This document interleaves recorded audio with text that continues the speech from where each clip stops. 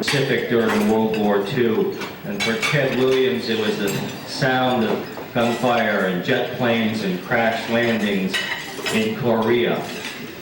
And that is a very loud and dramatic sound of heroism.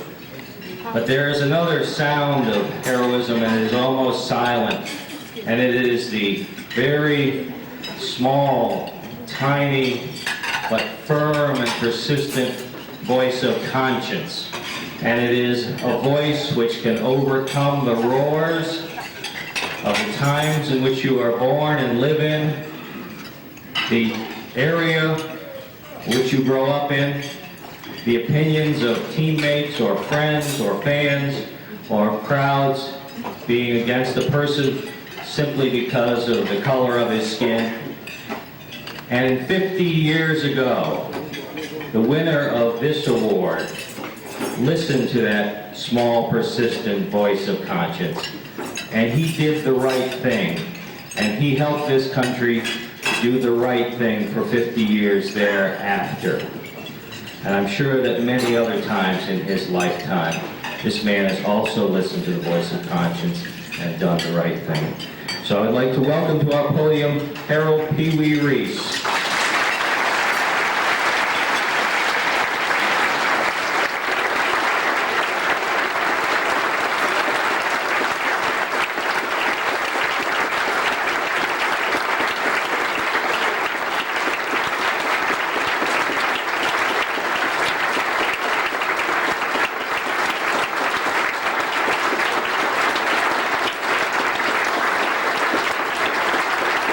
Navy veteran, captain of great Brooklyn Dodgers teams, popular television broadcaster. His decency and courage helped ease baseball's integration. A captain among men. June 21st, 1997.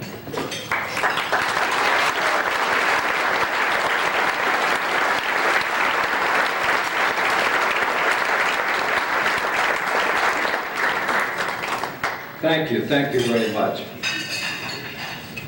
When I first came in here today, Don Lund said to me, Pee Wee, what are you going to do? I said, nothing. She said, well, that's not anything unusual because you never do anything. Well, I do try to stay home a lot, and I got another friend down there by the name of Erskine.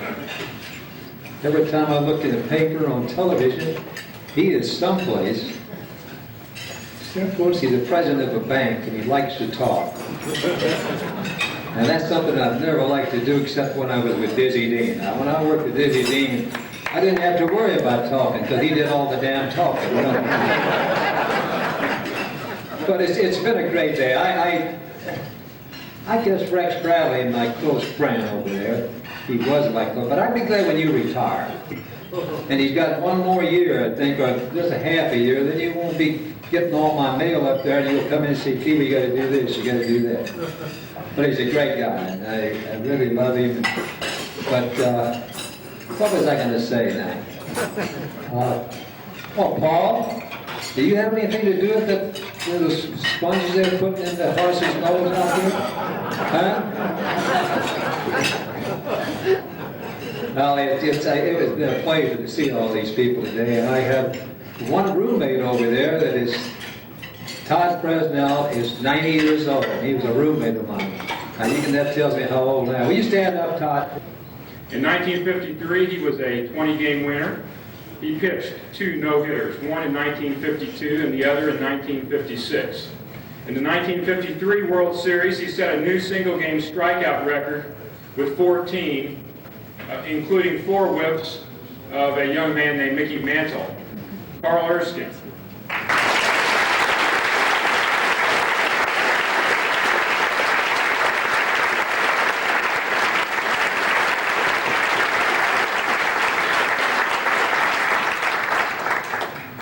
In The Boys of Summer, Roger Kahn called Carl the most compassionate of men.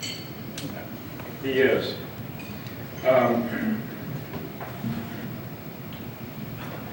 This Dodger was 31 years old when he joined Brooklyn as a rookie in 1938, where his 11 wins were second on the team.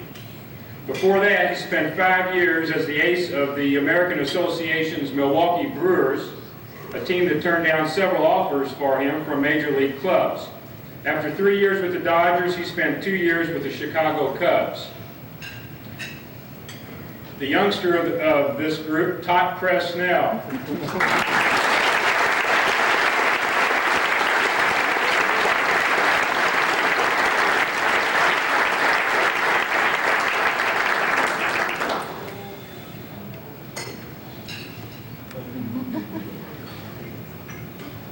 This Dodger was a star running back at the University of Michigan and was drafted by the Chicago Bears, but chose to play baseball instead and signed with the Dodgers in 1945. He played for them through 48 when he joined the St. Louis Browns. He went to the Tigers in 49 and in 1953 was the regular right fielder, a job taken over by Al Kaline the next year. In 1962, he coached the University of Michigan baseball team to the College World Series championship, and he later became associate athletic director at that school. Mr. Don Lund.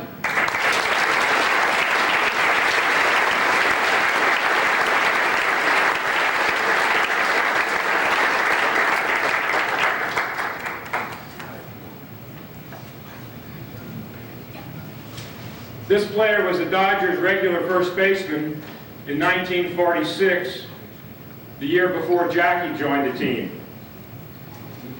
When it was decided that first base would be a safer position than second for Robinson in his rookie year, Stevens was sent to Montreal in the International League and then sold to the Pittsburgh Pirates, where he was again the regular first baseman in 1949. Illness shortened his career after that, and I present to you today Mr. Ed Stevens.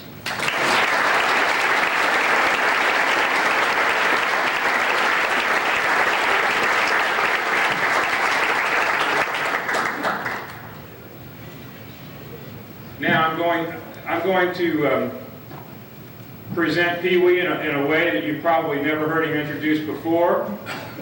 But Louisville has produced two great ball players, Pete Browning and Pee Wee Reese, both of whom were city marbles champions. Pee Wee Reese.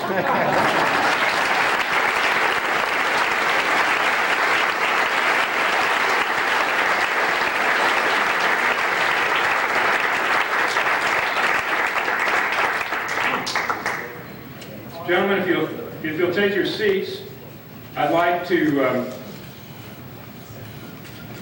if you'll be... You ruined a good Indiana farm when they built Anderson.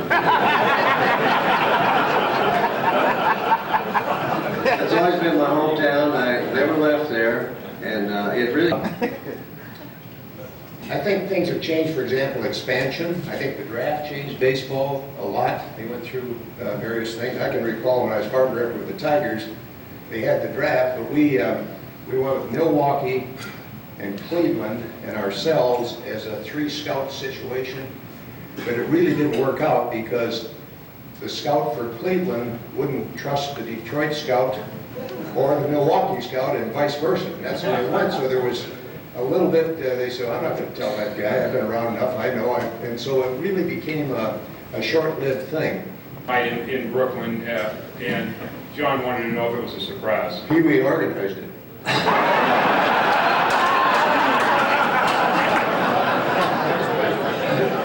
Next question, Carl. No, of course, no, I knew it was my birthday. It was, but it was on 22nd of July. But my birthday is July the 23rd. But they had all kinds of gifts that night. They had a line of cars. You were there, which car? I'll tell you how the cars, when the cars came out, it was kind of funny. My daughter was there, and my mother, God bless her, and of course these guys were all sitting out front, and they were picking a car.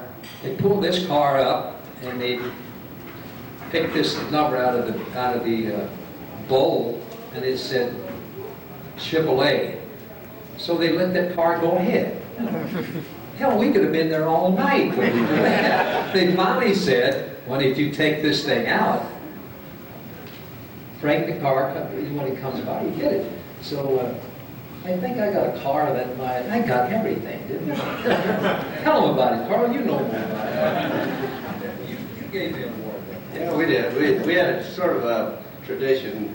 I was player representative for 8 years. We sort of always, if something special happened, we got a silver tray and had everybody sign an autograph, and then it was etched into this big silver tray. Pee Wee, you probably sold it, but now. Oh, he still got it. That's right. Anyway, I thought some collector surely had that one out.